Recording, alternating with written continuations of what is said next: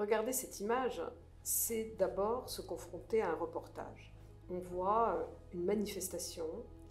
Alors, on sait qu'il s'agit, quand on s'intéresse au reportage, qu'il s'agit effectivement d'une manifestation qui a eu lieu début juin 2020 à Bristol. Alors, qu'est-ce que l'œil de l'historien de l'art peut voir?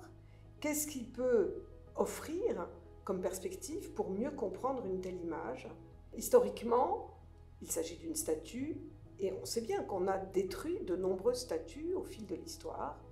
On sait aussi que cette statue se trouvait dans la rue. Et le statut, si j'ose dire, d'une sculpture qui est un monument public de rue, ce n'est pas le même statut qu'une œuvre de musée.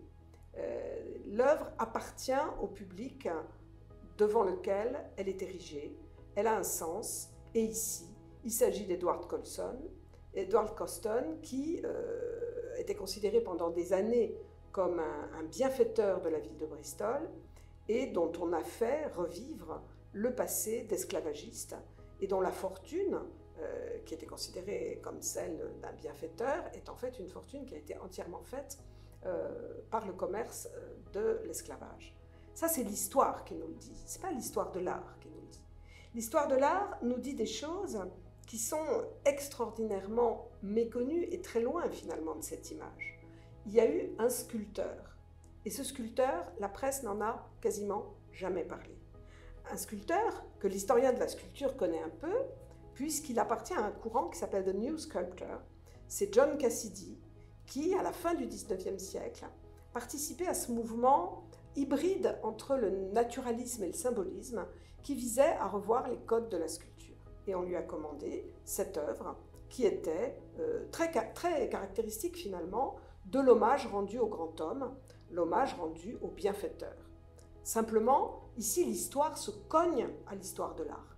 L'historien de l'art verra des formes qu'on ne voit pas d'ailleurs sur l'image. Par exemple, cet homme, vêtu en costume d'époque, se tient à une posture qui est un peu celle-là, vous voyez, qui est une posture issue de la pleureuse antique, de la pudicité antique. Il est en pleine réflexion. Les traits de son visage, qu'on connaît par ailleurs, pas du tout sur cette image, sont représentés avec beaucoup de véracité, avec une espèce de quête de la vérité de l'expression qui est tout à fait incroyable. Mais c'est évidemment pas ça qui a intéressé ces jeunes qu'on voit sur l'image, ces jeunes manifestants, qui sont d'ailleurs blancs ou noirs, les deux ensemble, mais qui participent tous de l'écho du mouvement Black Lives Matter, on le sait, qui s'est mobilisé pour reprendre en compte la valeur politique de cette statuaire publique. Quelques jours après le déboulonnage de cette sculpture, juste avant qu'elle ne fût jetée dans le port de la Tamise, ce qu'on voit sur l'image, eh bien, cette statue en bronze a été remplacée par l'effigie d'une manifestante noire, John Reed, qui avait été réalisée par Mark Quinn.